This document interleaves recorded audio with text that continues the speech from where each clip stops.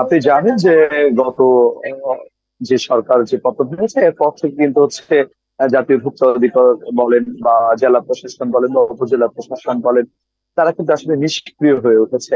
অর্থাৎ হচ্ছে বাজার মনিটরিং থেকে স্বাভাবিক কার্যক্রমগুলো কিন্তু হচ্ছে তারা কিন্তু পরিচালনা করছেন না, যার কারণে কিন্তু অসাধু ব্যবসায়ীরা যেন কোনোভাবেই সাধারণ মানুষকে ভোগান্তিতে ফেলতে না পারে, যার জন্য শিক্ষার্থীরা তারা দলবদ্ধ হয়ে বিভিন্ন বাজার কিন্তু মনিটরিং করছে।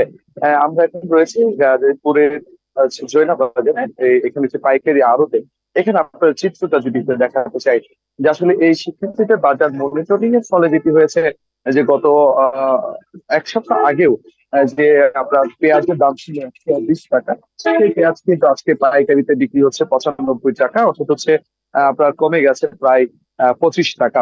এবং যে আলু বিক্রি হয়েছে 60 টাকা, সেই আলু কিন্তু আজকে পাইকারিতে বিক্রি হচ্ছে আপনার হচ্ছে 48 টাকা। আর অর্থাৎ হচ্ছে এখানে 10 থেকে 12 টাকা কিন্তু হচ্ছে কমে গেছে। এবং এখানে যে ডায়মন্ড আলুটি দেখতে পাচ্ছেন, যে এই আলুটি এখন কিন্তু পাইকারি 48 টাকা কেজি বিক্রি হচ্ছে।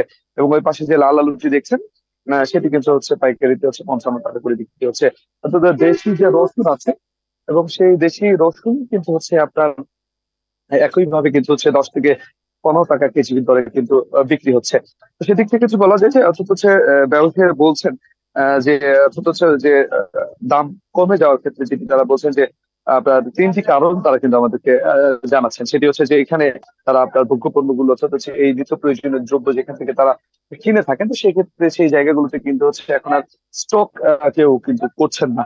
আর আরেকটি বিষয় হচ্ছে মহাসড়কে যে পুলিশের এক ধরনের চাঁদাবাজি থাকে, অর্থাৎ হচ্ছে সেখানে হাইওয়ে পুলিশ এবং ট্রাফিক পুলিশের কিন্তু হচ্ছে চাঁদাবাজি থাকে, সেই জায়গাগুলো কিন্তু হচ্ছে একদম, যদি আপনি বলেন চট্টগ্রাম যে খাতুনগঞ্জ থেকে আর হচ্ছে এদিক থেকে যদি আপনি যশোর থেকে বেনাপোল থেকে যে আপনার পণ্যগুলো এসে থাকে, সেই জায়গায় কিন্তু জায়গা ভেদে কিন্তু পুলিশকে 5,000, 10,000 এবং কি 15,000 টাকা করেও কিন্তু হচ্ছে টাক প্রতি কিন্তু হচ্ছে দিতে হয়েছে হাইওয়ে পুলিশকে এবং কি হচ্ছে জেলা ট্রাফিক পুলিশকে। তো সেই জায়গা থেকে পুলিশ যেহেতু এখন নিষ্ক্রিয় আছে, সেই জায়গা থেকে কিন্তু হচ্ছে তারা যেটি বলছেন যে এই চাঁদাবাজিটা এখন বন্ধ আছে, যার কারণে কিন্তু হচ্ছে তারা বলছে। তবে এখানে ক্রেতাদের সাথে আমরা যেটা কথা বলে জানতে পেরেছি, যে সরকারের যে নির্ধারিত কিছু মূল্য রয়েছে, সেটি যদি আসলে আপনার ধোঁয়াশা রয়ে গেছে, সেটি পরিষ্কার করার জন্য কিন্তু তারা বলছেন।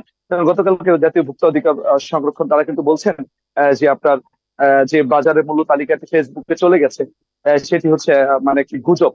তাহলে সে গুজব যদি হয়, তাহলে সেক্ষেত্রে হচ্ছে আসল যে দামটি নির্ধারণ করা হবে, সেটি আসলে কারা করবেন? সেই জায়গা থেকে কিন্তু প্রত্যেকটি বাজারে জেলা প্রশাসনের পক্ষ থেকে, তো ভোক্তাধিকারের পক্ষ থেকে কিন্তু হচ্ছে একটি চার্ট নির্ধারণ করার দাবি জানিয়েছেন কিন্তু ক্রেতারা। অর্থাৎ তাহলে কিন্তু বাজারের যে নৈরাজ্য সেটি কিন্তু বন্ধ হবে। তো সেক্ষেত্রে আজও বিভিন্ন জায়গায় কিন্তু তারা এই পরিদর্শন গুলো করছেন। এত করে কিন্তু আসলে বাজারের মূল্য কমছে বলে এরকমটি আমরা কিন্তু দেখতে পাচ্ছি। এ ছিল আমার কাছে সর্বশেষ।